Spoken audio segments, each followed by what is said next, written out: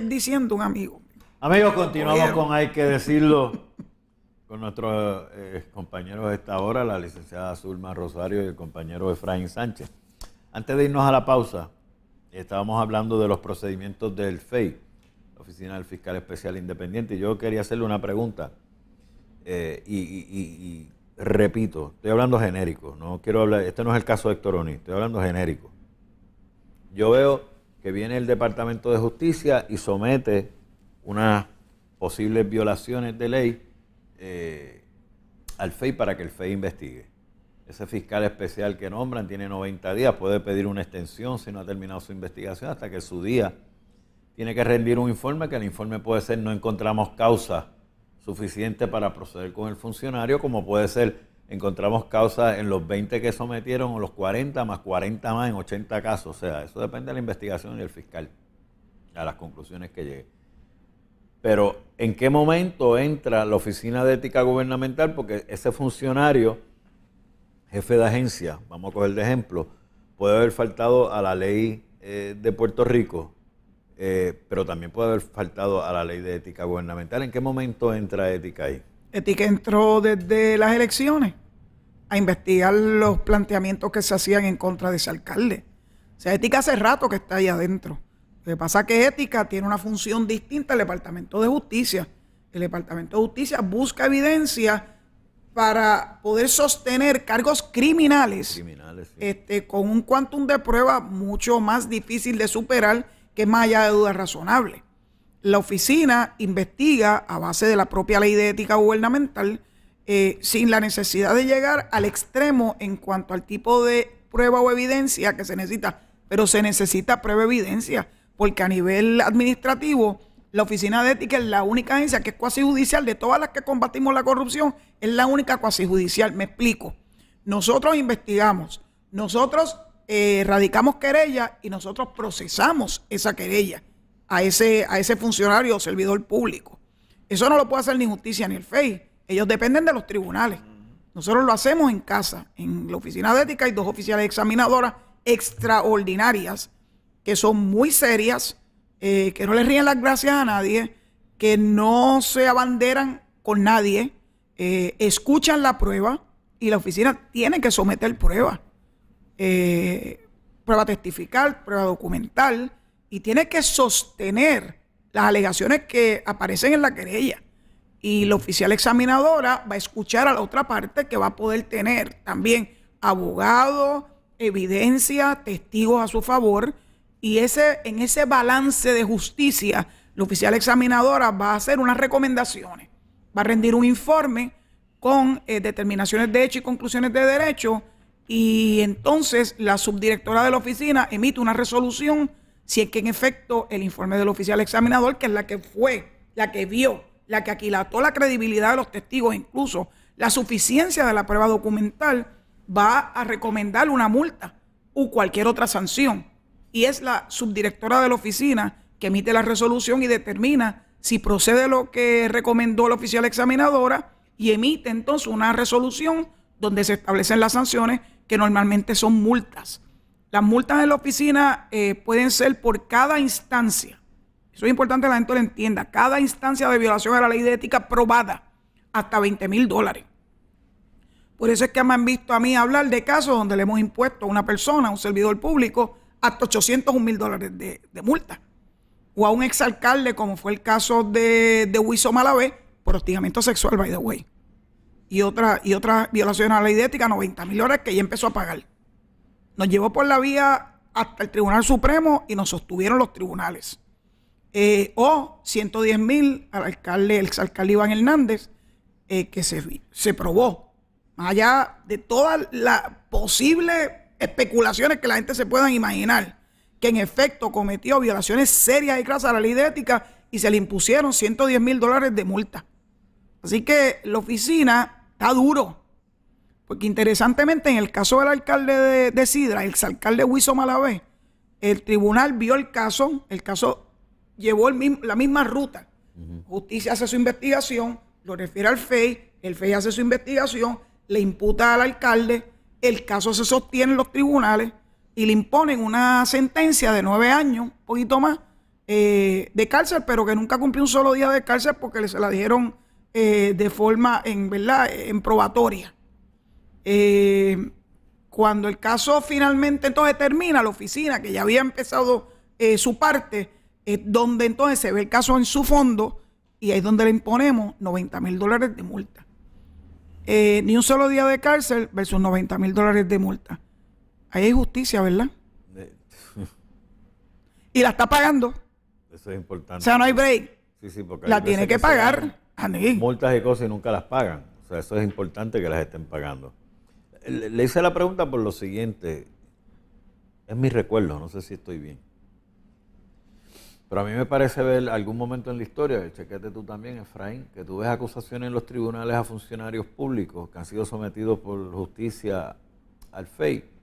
Pero me parece que cuando están discutiendo los casos en los tribunales, violación a tal ley, etcétera, etcétera, etcétera, las leyes del Estado, y violación al artículo 5.02, 4.05 de la Ley de Ética Gubernamental, y está yendo en el mismo caso, ¿no? Sí, sí. Lo que pasa ¿Y es cómo que... llegó ese caso de ética, esa violación a la ética? ¿La consiguió el FEI? No. Lo que pasa es... Me explico. La ley de ética es tanto administrativa como penal. La parte penal la tienen que llevar a cabo fiscales. O sea, eso es parte de lo que dice la Constitución. O sea, tú no puedes acusar a una persona y exponerlo a vivir en la cárcel sin que haya habido, ¿verdad?, un fiscal de por medio que haya aprobado a nombre del pueblo de Puerto Rico, el Ministerio Público se llama, lo que se le imputa a ese acusado. En el caso de la misma ley, es la misma ley, el artículo 4.2b es el que está en issue aquí con el alcalde O'Neill, que es que la persona aprovecha, en lo que se le imputa, su posición de alcalde para beneficiarse él. Miren qué interesante qué tipo de beneficio. El beneficio no siempre es económico. No, claro que no. En este caso es un beneficio de haber sometido alegadamente a una subalterna de él a cosas ignominiosas. Eso ocurrió con el caso del alcalde Arlequín de Guayanilla.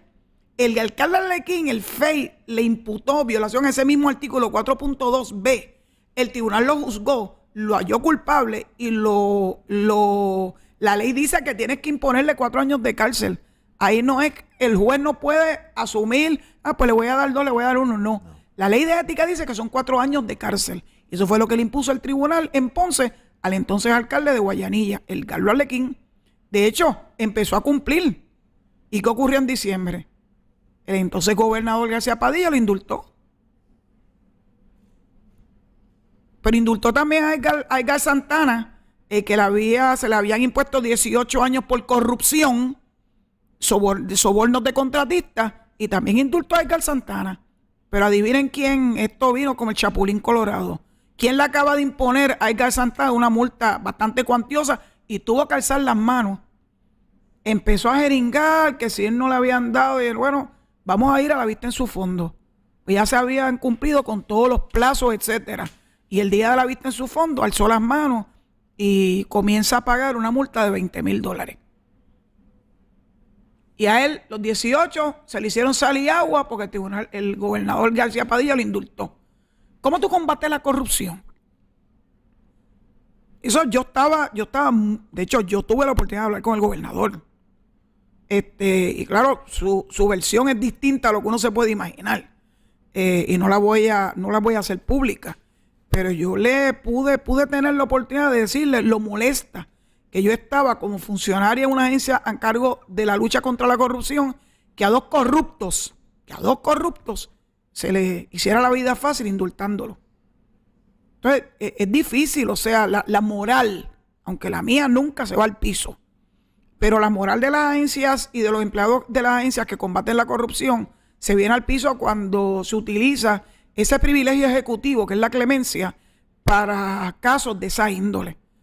Yo trabajé en Fortaleza y yo sé cómo se procesan las clemencias ejecutivas. Y normalmente, por lo menos en los tiempos que yo trabajé en Fortaleza, las clemencias ejecutivas se le daban a personas que ya habían pasado muchos años fuera de la cárcel, que habían demostrado arrepentimiento de sus acciones y que lo que querían era entonces que se les borrara el récord después de haber tenido tiempo suficiente para demostrar que era una persona nueva. Ese era el tipo de clemencia ejecutiva. O adelantar el paso a través de la Junta de Libertad Bajo Palabra para que pudieras seguir cumpliendo tu sentencia en libertad bajo palabra. Pero indultar a corruptos de corrupción, a convictos de corrupción, para mí es insólito. Yo se lo dije, me lo saqué del sistema. La gente sabe cómo soy yo. Yo soy tan fea como tan franca. Las canto como las veo. Y yo se lo dije. Fulano de tal violó el artículo 2.5 de ética gubernamental. Te estoy inventándome el número. Pon el 4, porque el capítulo 4 es el código de ética. 402. 4.2 puede ser. 4.2, vamos. Que es el de... Es el código de ética. Aprovecharse, etcétera, etcétera. Es mucho. 4.2 tiene mucho... Cabe todo ahí. Una vez ustedes hacen su investigación ética gubernamental, determinan, después de todo el proceso, que definitivamente fulano de tal violó eso. Muy bien. En la oficina, el aparato administrativo de ética gubernamental le puede imponer a esa persona una multa. Sí, y otras sanciones también. Y otras sanciones. Restitución, por ejemplo, es importante. Okay. Se le puede exigir que un contrato nulo ab inicio, o sea, que fue otorgado contrario a derecho, se dé sin efecto y que la persona tenga que devolver todo lo que ese contrato representó en dólares y centavos al erario público, de su bolsillo. Wow. Sí, eso es con la nueva ley de ética. Las sanciones no son light, nada light. Wow. Eso está bueno. Y en los nombramientos ilegales también. Ese es el caso del alcalde de Maricao. 3 veces violando la ley de ética por nepotismo. Y en la última, porque ya estaba la nueva ley, pues ahí le impusimos sobre $56,000 de multa. Eso incluye la restitución de lo que devengó el salario de la persona que él nombró, que era su hermano, ilegalmente.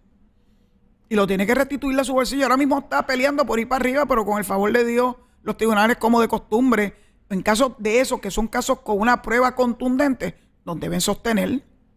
Ok, vuelvo al 4.2. La oficina de ética determina que fulano de tal violó el 4.2 en cualquiera de sus partes. Ética gubernamental, ¿le lleva ese 4.2? Eso tiene que ir al tribunal. No. ¿No? Eso se procesa en la oficina. Tenemos 2 oficiales examinadoras. Es igualito que un tribunal. Perfecto, porque es cuasi judicial. Hay casos de tribunales que a fulano lo están acusando de violar la ley criminal de Puerto Rico por actos criminales y la ley de ética gubernamental en su artículo 4.2. La pregunta es extraordinaria. Tú lo dijiste en la palabra acusar. En Puerto Rico solamente pueden acusar fiscales. O sea, que la ley tiene una vertiente criminal y una vertiente administrativa. La misma ley, el mismo artículo 4.2b se puede procesar administrativamente con la imposición de sanciones, incluyendo multas, etcétera, y se puede procesar criminalmente y conlleva, probado, 4 años de cárcel. Eso fue lo que le pasó a Edgar Arlequín. Sin probado el 4.2b, que es el mismo que le está imputando al alcalde O'Neill. El tribunal no tiene opción. Si está aprobado y el tribunal determina que está aprobado, como mínimo 4 años de cárcel. Son sentencias fijas. O sea que sí, eso es sentencia fija. No se pueden poner a inventar. Y no tiene derecho a probatoria. No. Así que el que piense que la ley de ética es una ley floja, pues yo lo invito a que tengamos una conversación. Es más, ni siquiera ahora estamos haciendo una reforma a la ley de ética, la ley 1 del 2012, para todavía meterle más diente y más garra. No lo puedo anticipar, pero eso ya llevamos 35 reuniones en la oficina, reformando la ley palabra por palabra y punto por punto. Porque ya hay 5 años de experiencia con la ley 1 del 2012. Así que ya estamos listos para una reforma a esa ley. Efraín. Yo entiendo, Jorge, que esto es lo mejor que puede sucederle a Puerto Rico. Puerto Rico que se convierte en un país de ley y orden, porque no somos un país de ley y orden, Jorge. Diariamente lo vemos. Lamentablemente, por eso es que estamos donde estamos. Y los temas económicos y financieros son claros y nos hablan de que hemos llegado donde hemos llegado porque verdaderamente no somos un país de ley y orden. Si nosotros fuéramos un país de ley y orden, no hubiéramos llegado a este lugar donde ahora mismo mucha gente se queja de la Junta, Jorge, pero para mí, si no fuese por la Junta de Control Fiscal, nosotros estaríamos nuevamente repitiendo los mismos pasos que hemos repetido en las últimas décadas. Y ya yo entiendo que esto tiene que darse por terminado y comenzar a forjar un nuevo Puerto Rico. La economía de Puerto Rico colapsó. Nosotros tenemos una economía del siglo XX, de principios del siglo XX, un gobierno de principios del siglo XX. El mundo se ha transformado. Esta semana nosotros llevamos tiempo hablando de cómo la tecnología ha evolucionado y cómo la tecnología ha hecho que toda la economía a nivel mundial, buscando mayor rentabilidad y mayores eficiencias. Para el 2050, la mayoría de los empleos, el 50% de los empleos que forman parte de nuestra economía actual, van a desaparecer porque lo van a estar haciendo máquinas de una forma mucho más eficiente, de una forma mucho más económica, y nosotros los seres humanos tenemos que evolucionar, a desarrollarnos en nuevas tecnologías, en nuevas industrias, en las cuales nos podamos incentrar en la economía del conocimiento. Puerto Rico ahora mismo, en la situación en que se encuentra, está en la mejor posición para crear un nuevo Puerto Rico, las universidades crear los currículums que se necesitan para poder competir en la economía del siglo XXI, el gobierno de Puerto Rico ser un gobierno del siglo XXI. ¿Para qué? Para nosotros poder tener un gobierno que no sea el que corra Autoridad de Energía Eléctrica, Autoridad de Acueductos, sino que solamente sea un mediador para que se cumplan con las leyes, ¿verdad?, que el Estado quiere mantener para que tengamos una calidad de agua, ¿verdad?, según las regulaciones federales o las regulaciones estatales, de acuerdo a lo que nosotros como pueblo decidamos, porque eso es parte de lo que tenemos que también hacer, decidir qué es lo que queremos, cuál es el futuro que queremos. Pero para poder hacer todo eso, Jorge, lo primero que tenemos y necesitamos es ser un país de ley y orden. Que las leyes están escritas, pero hay que cumplirlas. Como hablábamos la semana pasada, existen muchísimas leyes a nivel de tránsito, pero no las cumplimos. Entonces, cuando nos suben las multas, nos quejamos. Pero si usted cumple con la ley, usted no tiene por qué preocuparse. Se la pueden subir a millones de dólares. Y usted no tiene por qué preocuparse porque usted es una persona que está en ley y orden y por ende no va a tener que pagar ninguna infracción. No hay duda que agencias como la de Ética Gubernamental, el FEI y el Departamento de Justicia, digo yo, tú me corriges después de la pausa, le dan mucha estabilidad y confianza al mundo de las inversiones dentro de la banca, de que pueden entrar a hacer negocios en este país, en este caso en Puerto Rico, porque tenemos unas agencias administrativas que verdaderamente velan porque se cumpla la ley y el orden. Me da esa impresión, me reaccionas cuando vengamos de la pausa. ¿Seguro? Amigos, regresamos con ustedes en breve.